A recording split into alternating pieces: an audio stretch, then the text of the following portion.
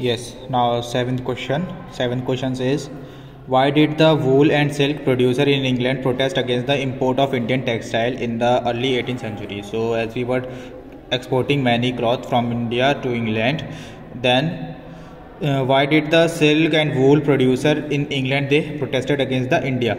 So answer is, by the early 18th century, worried by the popularity of the Indian textile, the wool and silk makers in England began protesting against the import of the Indian cotton textile. At this time, the textile industry had just begun to develop in England.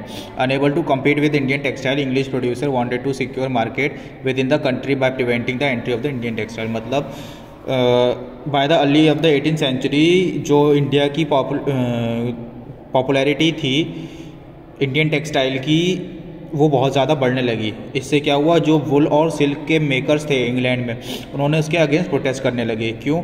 Because इनकी India की इतनी popularity बढ़ रही थी कि उनका decline start हो गया था। उनकी सिल्क और वूल को कोई खरीदता नहीं था।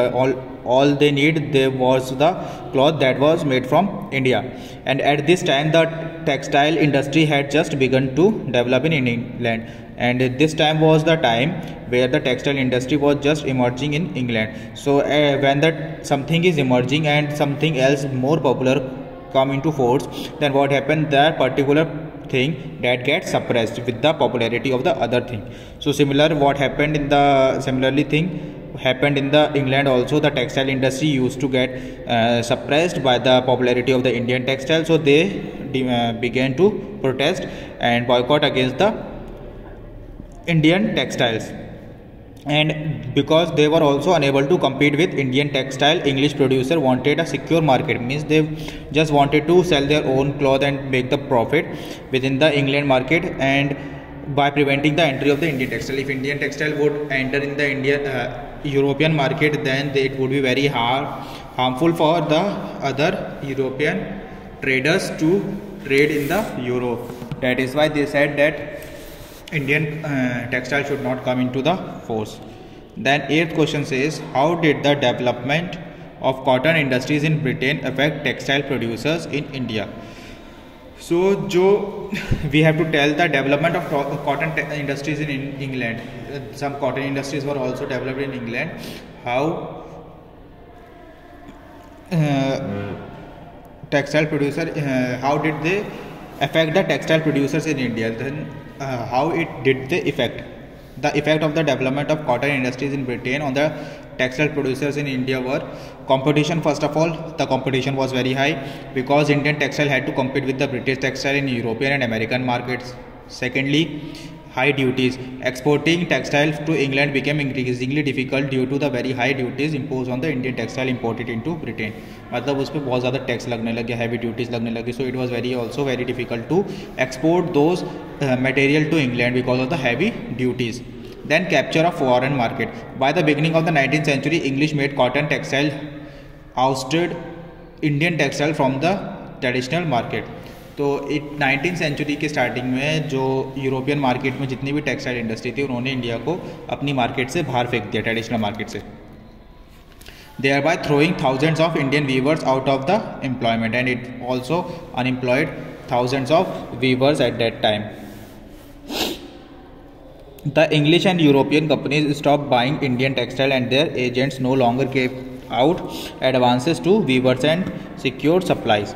So जितने भी यूरोपियन एजेंट्स थे वो इंडियंस को एक्स्ट्रा एडवांस में मनी नहीं देते थे ताकि उनकी सप्लाई जो है बंद हो जाए. Capture of the Indian market. Then by 1830 British cotton cloth flooded in India market. Now Britishers captured the Indian cotton textile in market in India. By the 1880s, 2/3 of all cotton worn by Indians were made of the cloth produced in Britain. Now the British people used to wear the Indian cloth. Now Indians were forced to wear the British clothes in order to gain the huge profits.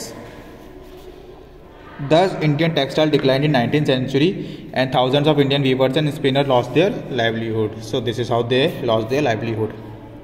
Then ninth question says, why did the iron smelting industry decline in the 19th century?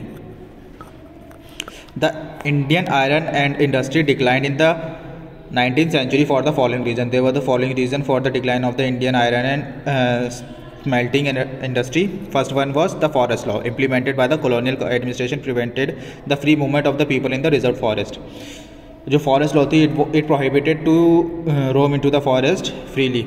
Then charcoal, an essential ingredient in iron smelting process, could therefore not be obtained easily. और जो जिससे क्या होता था, charcoal जो एक iron smelting में introduce होता है material, that was not bought or that could not be obtained easily.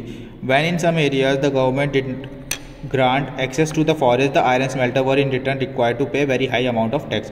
अगर उनको फॉरेस्ट में जाने भी दिया जाता तो उनको क्या करना होता था, बहुत ज़्यादा अमाउंट में हाई टैक्स करना पे करना होता था. The iron smelter were in return to pay a high tax to the forest department for every furnace they use, and this reduced their income.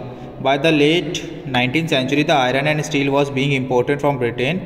Ironsmith began using the imported iron to manufacture the utensil and implement. So by the late 19th century, 19th century की late में जो iron थी वो कहाँ से, iron और steel import होने लगी ब्रिटेन से.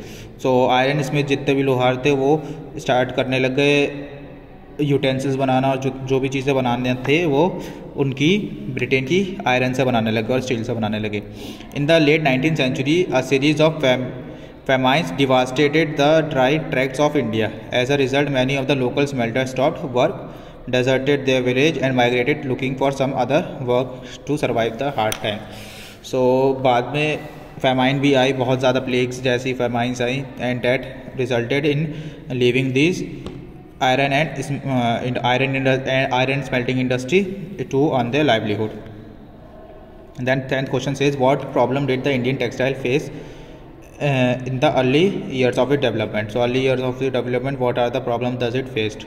First one is the development of cotton textile in Britain affected textile producer in India in several ways. First one, Indian textile now had to compete with the British textile in European and American market. Secondly, by the beginning of the 19th century, English made the cotton textile successful outselling the Indian goods from their traditional markets in Africa and America and Europe. मतलब उन्होंने Indian market को अपनी Britain market से बाहर निकाल दिया.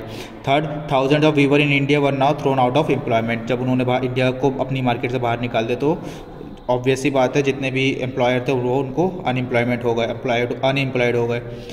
Bengal weaver were the worst hit and the Bengal people were very badly hit. The textile factory industry in India faced many problems. It found it difficult to compete with the cheap textile imported from Britain. India में भी उन्होंने Britain का सस्ता कपड़ा इस्तेमाल करने लगे तो जिससे कि इंडियन टेक्सटाइल था वो उससे कम्पीट नहीं कर पाती थी. In most country government supported industrialisation by imposing heavy duties उस पर लगाई जाती थी. Then 11th question and the last is, what helped ISCO expand steel production during the First World War? In 1914, the First World War broke out, everybody knows that, and the steel produced in Britain now had to meet the demand of the war in Europe. Now जो steel produce होती थी उसको कहाँ भेजा जाता था, war में भेजा जाता था. So imports of British steel to India declined dramatically and the Indian Railways turned to TISCO for supply of rails. So जो इंपोर्ट्स होता था बाहर से ब्रिटिश से तो वो कम होने लग गया, डिक्लाइन ही हो गया था एकदम से क्योंकि उनको वॉर में स्टील भेजनी थी. And then at that time Indian railway was also developing and the Indian railway then turn for TISCO for the supply of rails. As the war dragged for several years, TISCO had to produce shells and carriages wheel for the war also. And by 1919, the colonial government was buying 90% of its steel manufactured by TISCO. Over time, TISCO became the biggest steel industry within the British Empire. So we will keep it till here. Thank you, students.